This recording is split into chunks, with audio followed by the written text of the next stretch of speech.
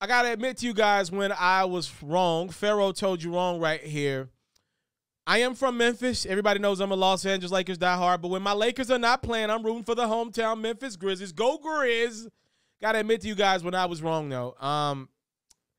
Jaren Jackson Jr., Triple J. They call him Trip down there in the city where they don't bluff, all right?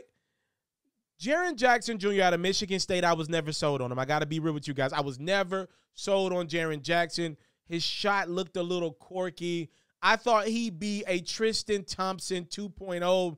And trust and believe, if you know anything about me, I don't think of Tristan Thompson in the highest regards in basketball centers, all right? I thought that's exactly what Jaren Jackson would be. This guy that wasn't really trying to lock in and play no defense. He wasn't trying to get down there and rumble with the jungle, with the big fellas of the NBA. I thought he was going to be this pretty finesse guy, got his paycheck, and definitely wasn't going to play no real basketball, especially in Memphis. I was like, does he really want to play? Because there were rumors coming out of his draft class that he really didn't want to be in Memphis. Not only has he came to Memphis, see, these other platforms, they never admit when they're wrong. And you want to know what's funny about that? They're always wrong. I got to be real with you guys. I was wrong about Jaren Jackson, and I owe that brother an apology. You know, one of the reasons why the Memphis Grizzlies season doesn't make sense is because Jaren Jackson has been underrated. The brother's giving you about 75 games this season. Durability had been an issue with Jaren in the past. Specifically last year, he pretty much gave you nothing. Well, he's been everything this year. A lot of people looking at the Memphis Grizzlies who have somehow, some way been able to win 19 out of the 21 games that Ja Morant has not played in. You're looking around thinking to yourself, how are they able to do that? If you don't watch a lot of Memphis Grizzlies basketball, you're like, how are they able to do that? If you actually watch the games, though, it's not that hard. Coach Jenkins deserves a lot of credit. Desmond Bane plays hard every night. But down low, the guy that's been controlling that middle, been the one that's been kind of anchoring that team when Ja hadn't been around, and even when he has been around, Jaren Jackson has held it down. Man, the brother's averaging about 16 to 18 points a game, about 5.8 rebounds a game, and he's giving you a respectable 2.3 blocks a game. One of the crazy things is, you know, Giannis is likely going to win Defensive Player of the Year.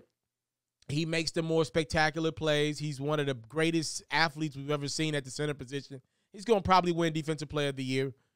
I feel like, though, all year we were kind of looking for somebody to give the award to. Usually we find a way to give it to Rudy Gobert. The second guy is Giannis, just because Giannis is so dominant on both ends of the court.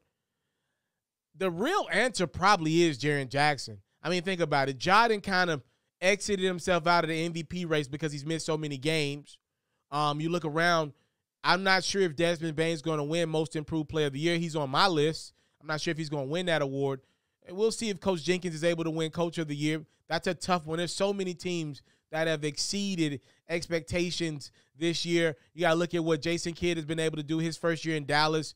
Man, it is a lot of teams, East and West. You got to look at what Billy Donovan's been able to do with Chicago this year. I know they got some guys, but did you think the Bulls would be this good? Look around the association. There are so many different teams. You got to look at what's going on in Cleveland. So many different coaches that have their name in that running for Coach of the Year. My assumption is Memphis is Jenkins will get it, but we shall see.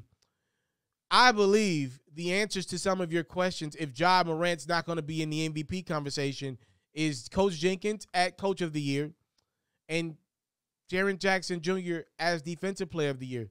He deserves all the credit in the world. He's expanded his range. Though that shot looks quirky, it doesn't matter if it falls in. More times than not on that pick and pop, Jaren Jackson can knock it down. He has made this Memphis Grizzlies team absolutely, undeniably one of the most versatile teams in the league. You got to think about it. He's pretty much doing what Anthony Davis doesn't want to do for the Lakers.